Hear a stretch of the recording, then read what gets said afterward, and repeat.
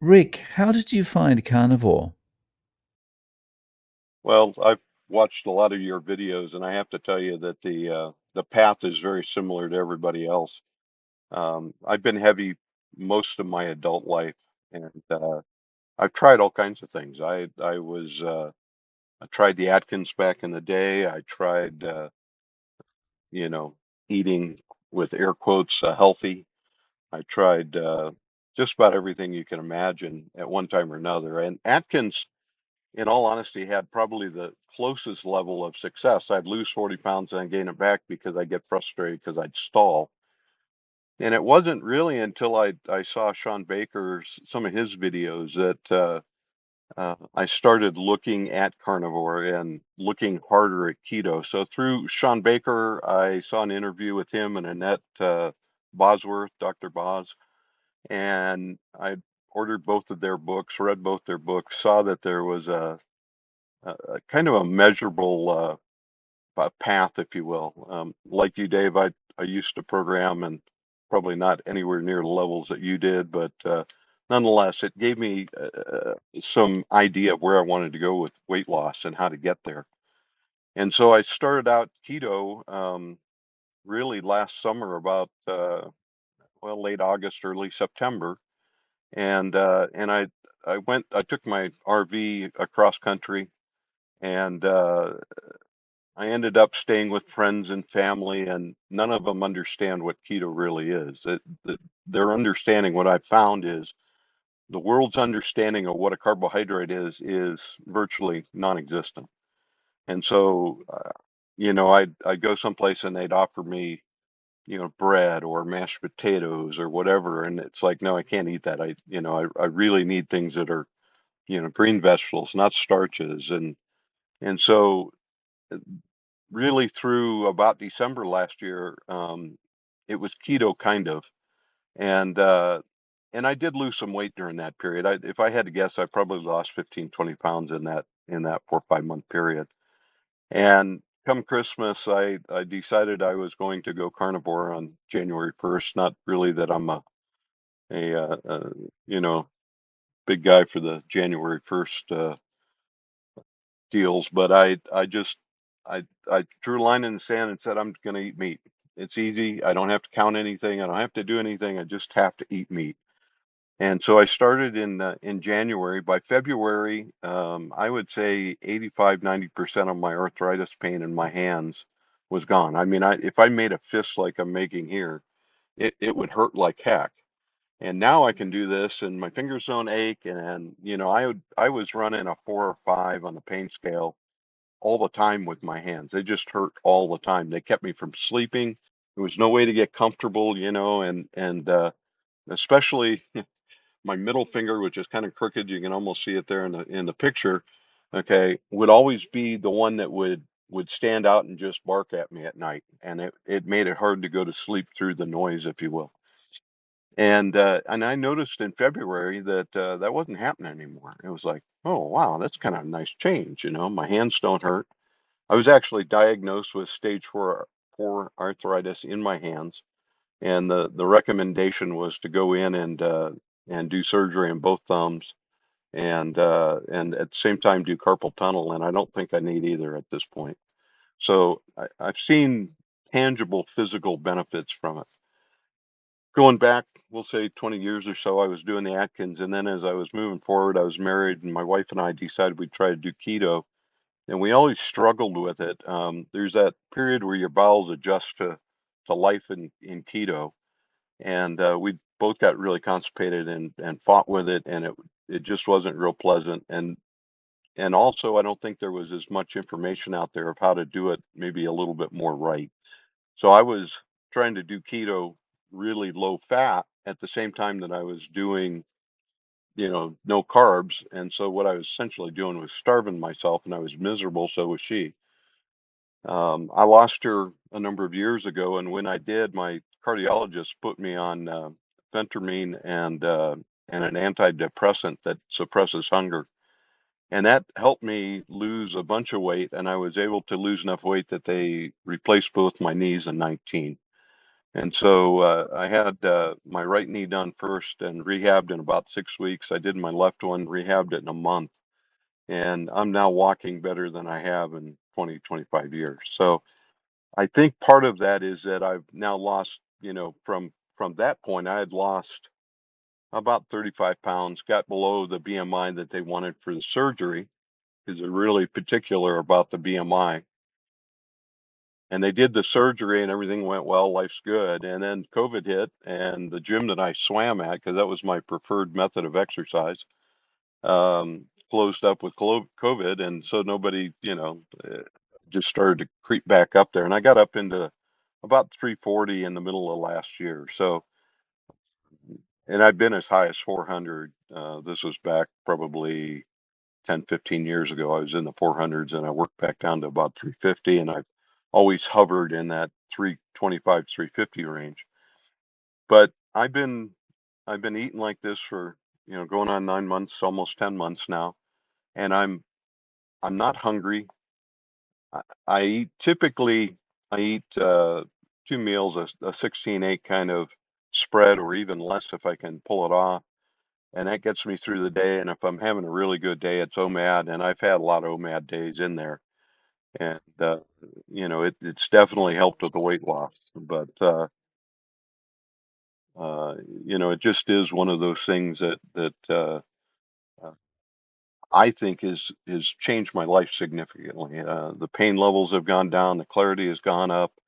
The- I have a lot of friends that have asked me about it, and I've become a bit of a preacher in my circles about getting off sugar, because it, as near as I can tell, is just poison, and they're putting it in everything. I've heard a bunch of your guests. They say we go to the grocery stores and we go around the outside. I have a path to the grocery store I go to that's the meat and eggs department. Okay, I get bacon and eggs, and that's largely my diet.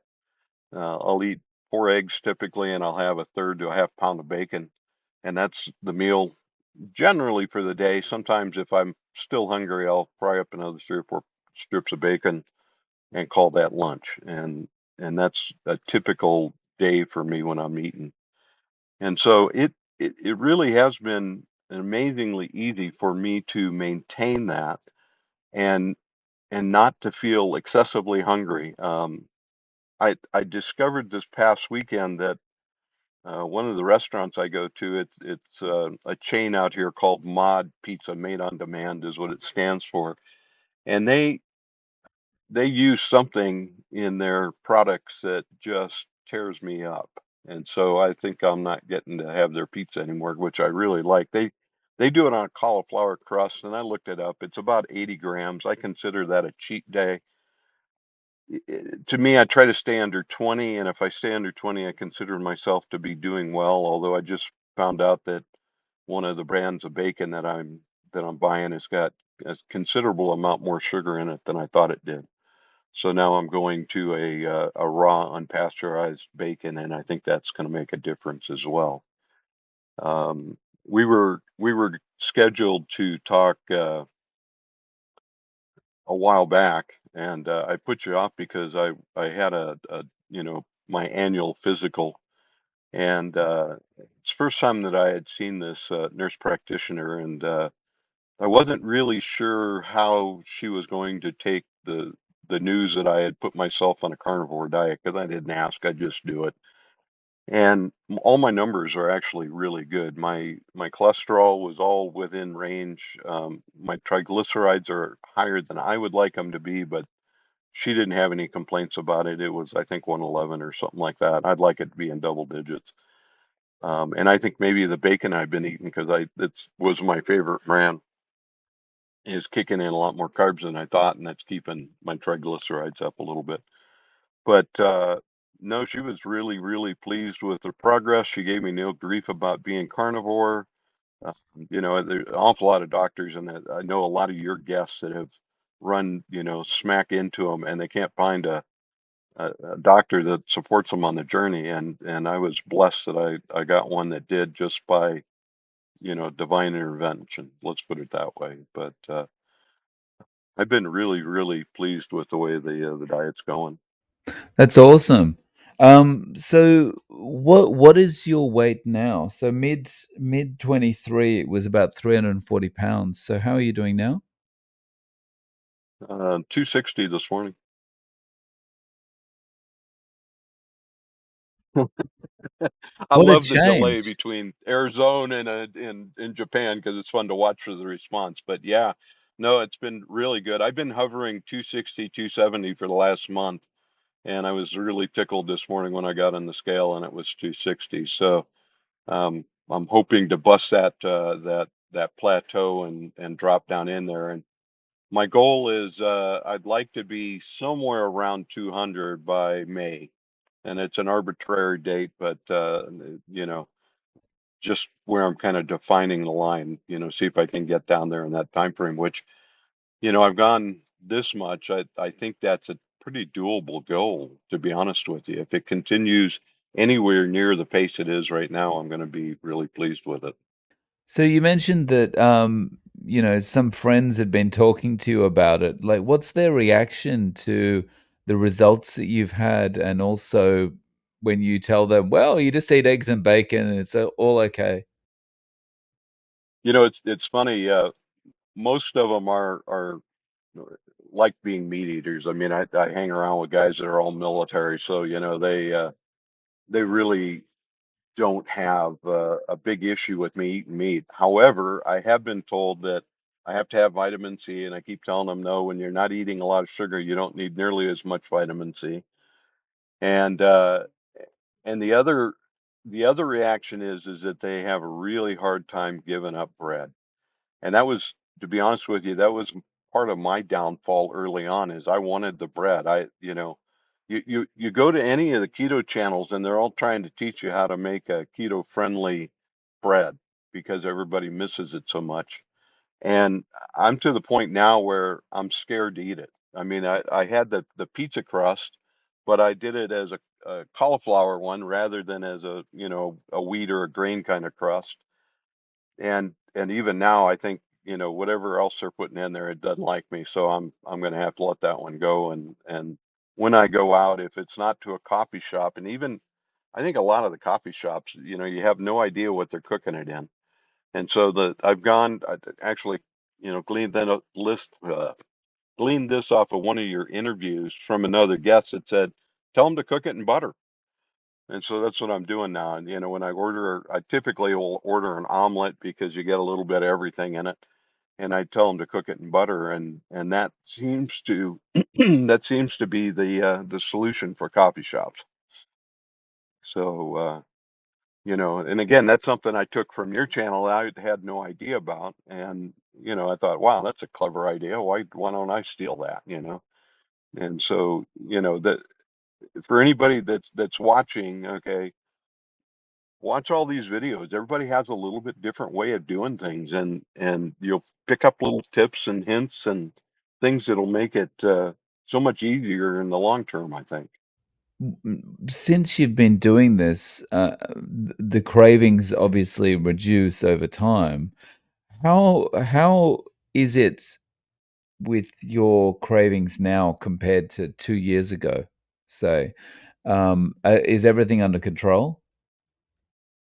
Oh yeah, absolutely. I don't really I get hungry in the morning. I I've heard two schools of thought about it that it doesn't matter whether you eat in the morning or you do. Dr. Bosworth basically says you're going to get a sugar bump anyway. Your body's going to make it try to wake you up. It's a lost cause in my case, but nonetheless, it's going to do it to me anyway. So I might as well piggyback that with a meal. But I don't like getting up early in the morning. So the downside of that plan is that I usually end up with a double bump anyway. And um, generally speaking, I can go if I get enough fat in the day, in that meal, I can go 24 hours and I'm not really craving. Nice. So speaking of, not getting up early in the morning, you mentioned before how the arthritis in your hands was really affecting your sleep.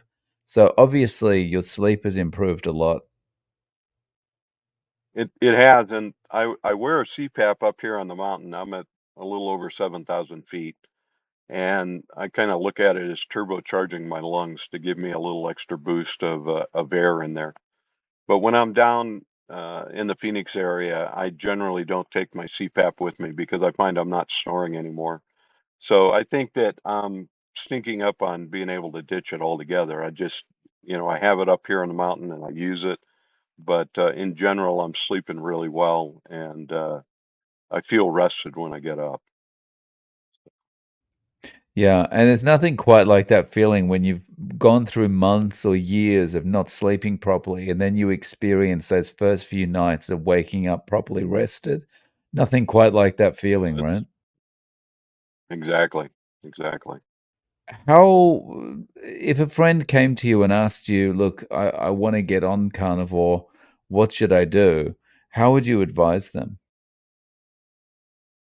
So for me, I think I probably did everything wrong, to be honest with you. I read Dr. Boz's approach to going on keto, and she laid it out. Do it this way, and you'll get through the keto flu, and it won't mean much. But I went on and off of Atkins so many times that the keto flu is just a couple day nuisance, and I just basically went cold turkey and turned on the bacon and eggs and turned off all the carbs and I really didn't have any negative side effects. I tell friends that that's probably not the smart way to do it because you're going to feel kind of crappy for the first several days.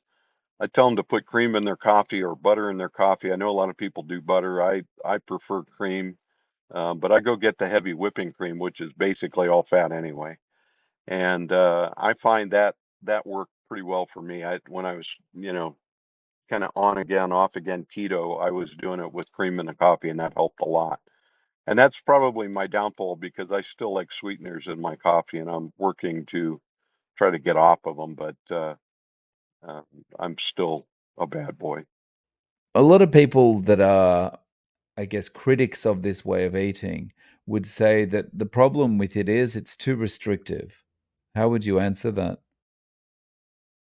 I there are an awful lot of meats out there that I really like, whether it's I prefer fillets. And when I have a fillet, because it's a lean cut anyway, it's not like your ribeyes. Um, I take each bite and I dunk it in melted butter. And oh man, is that tasty. Um, if I'm at a restaurant that'll serve broccoli, I'll have broccoli with it. And I do the same thing with the broccoli. I just dunk those in the butter and go on. But that's will be the only two things on my plate. I typically won't eat a salad with it. I just have a steak. I've gone to with friends to several hamburger joints and just order the half pound hamburger if I can get one, or a couple quarter pounders or whatever. Just leave the bun off and I'll eat it plain. And I will say that it it's good for the socializing, but it doesn't give you enough of a meal to make a dent in it. I think you need a lot more fat than you get in two quarter pounders or a half pound burger. So it usually isn't entirely satisfying, and I'll have something later, but at least I can socialize with people and not be a standout. So that's, I guess, the way that I do it, if you will. Nice. So, Rick, if people want to get in contact with you, do you have any social media or any way of reaching out? I I have a Facebook page, and it's just Rick Aldham on Facebook and in the Arizona area. It doesn't have a picture of me on there. You'll find a Navy rate symbol that is like what I have on my emails. But that's, I guess, the only real easy way I can give you an email address. It's just my first name, last name at Gmail. So you can share that if you want. That's fine too. And then if people do write to me, the only thing I ask, because I get enough spam without a whole lot of help, is to put on there, carnivore or something like that in the subject line to catch my attention. But other than that, I'm happy to answer any questions. But No worries. I'll link to those below. Rick, thank you so much for coming on today and sharing your story. And very nice background. And it's nice to know it's real and it's not like a Zoom background or yeah, something. yeah, the cars have been zooming around behind me here. So yeah, we're out in the woods and About 15 minutes before we went on, a big rainstorm came through and dumped on it, so it smells nice out here, and it's just a really pretty afternoon in the woods.